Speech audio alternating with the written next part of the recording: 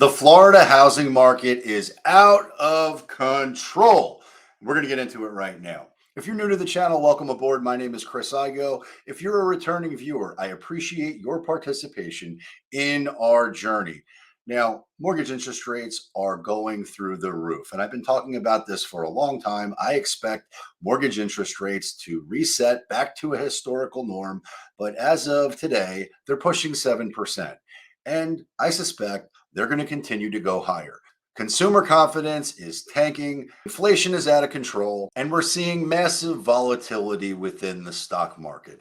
When Home Depot came out with their numbers last week, we saw a sell off of 600 or 700 points almost instantaneously. And that volatility is simply not felt anywhere near as quickly in the housing market.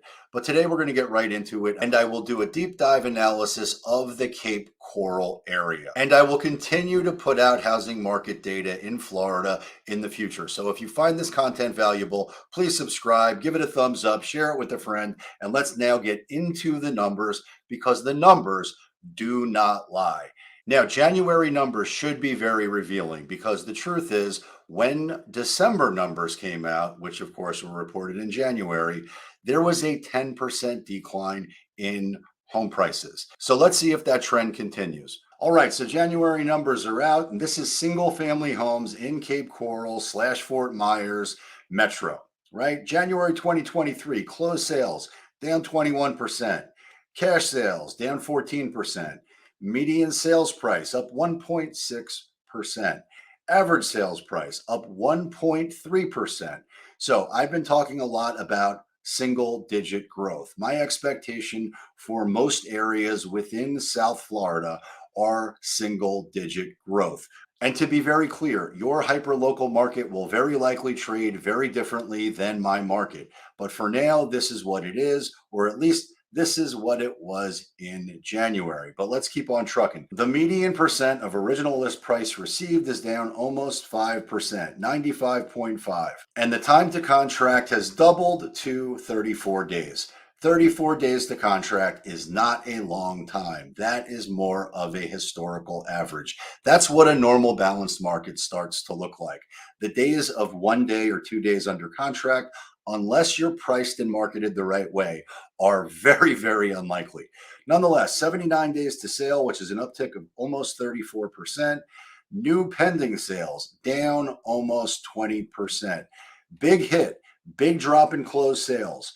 New listings up 9%. Pending inventory down almost 29%. Big downtick.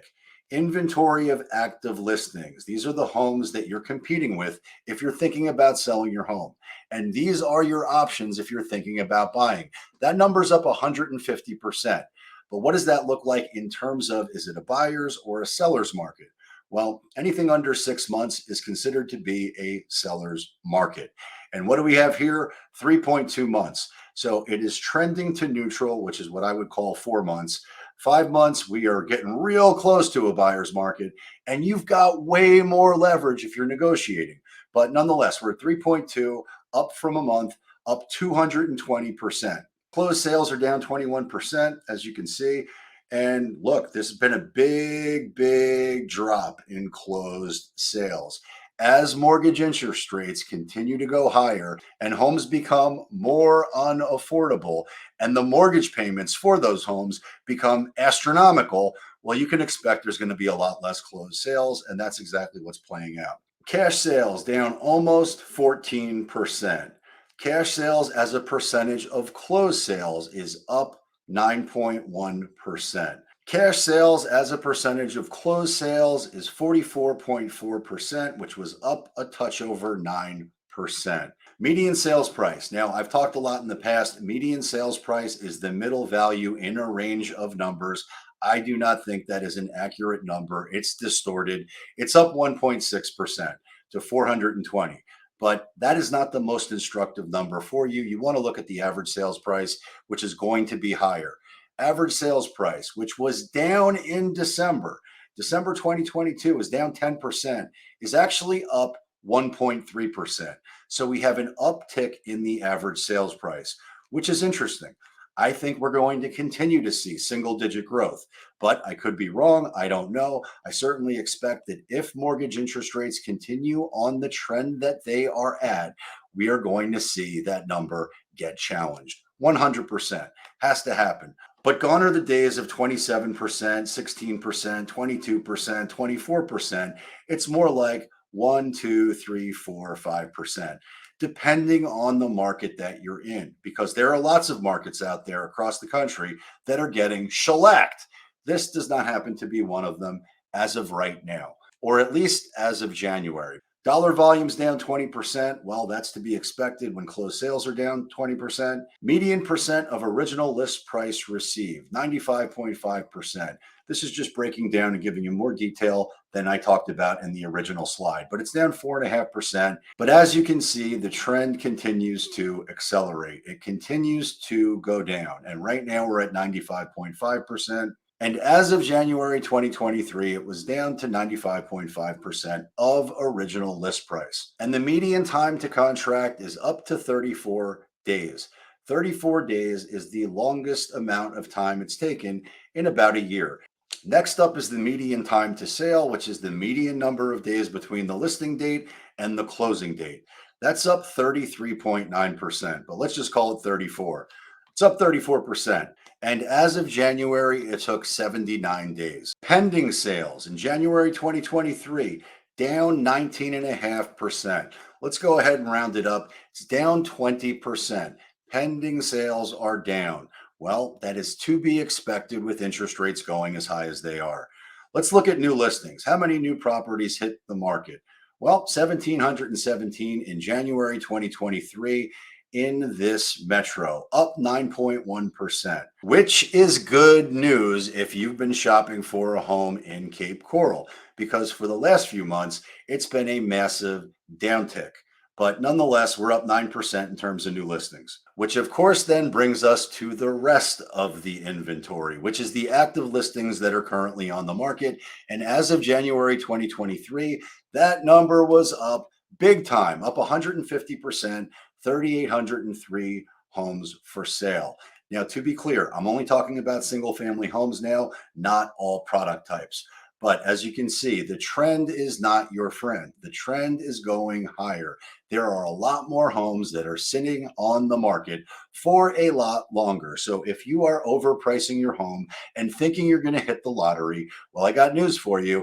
The lottery bus is never coming because interest rates are through the roof and it is far more unaffordable to buy a home at 7% than it was at 4%. Month supply of inventory. Well, we've already covered it. It's 3.2 months, which is up 220%. But as you can see, the percent increase continues to uptick. And to be clear, this trend is not your friend if you're thinking about selling. It's definitely your friend if you're thinking about buying, which brings us to closed sales by sales price. Now, I'm aware that everybody can read, so I'm not going to spend a whole lot of time here, but you can see the distribution of sales by price point.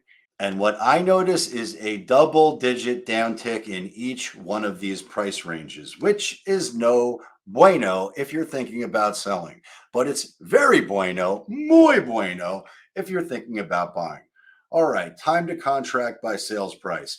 Again, broken down by distribution of values.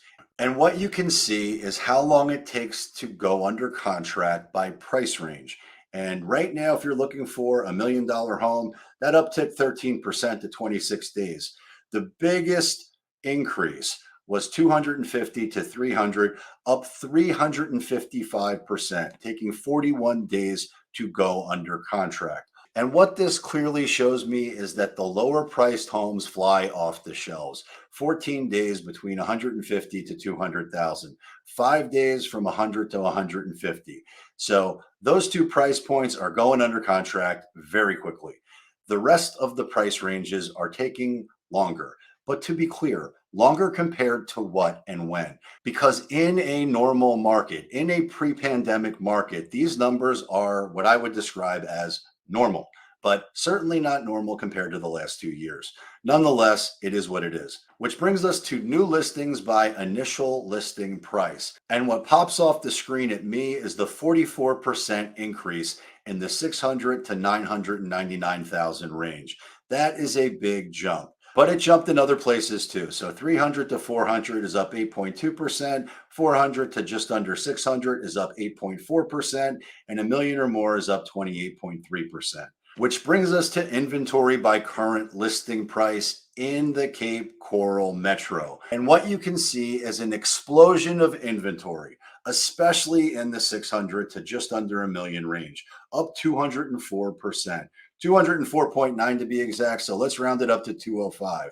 205% is a massive jump, but so is 21.4 and 162.8 and 199.2 and 126. But that's what the numbers are, and the numbers don't lie. Which takes us to the grand finale, the thing that everybody wants to know, the thing that everybody is looking to as being the catalyst to bring the market down. And that, of course, is distressed sales. So let's look at what distressed sales look like and get an understanding of where they're at. And what you can see is that as far as foreclosure or bank owned properties go, REO, it's down 66.7%. There was one foreclosure in Cape Coral in January 2023, which tells me there is no foreclosure crisis coming anytime soon. But let's look at short sales because that might be instructive too. And what do we know? None, zero, zip, nada, zero short sales in the Cape Coral area. Now, to be clear, as the pain of recession becomes worse, as the consumer feels more pain, as time keeps marching on and on and on and on, this number is going to change. But as of right now, there was one distressed sale in January in Cape Coral. So there are many things that can bring the market down, but the truth is distressed sales is not going to be one of them anytime soon. Now, I hope you found this content valuable, and if you did, please subscribe to the channel, give it a thumbs up, share it with a friend, and check out my next video because I suspect you will love it a lot. And until next time,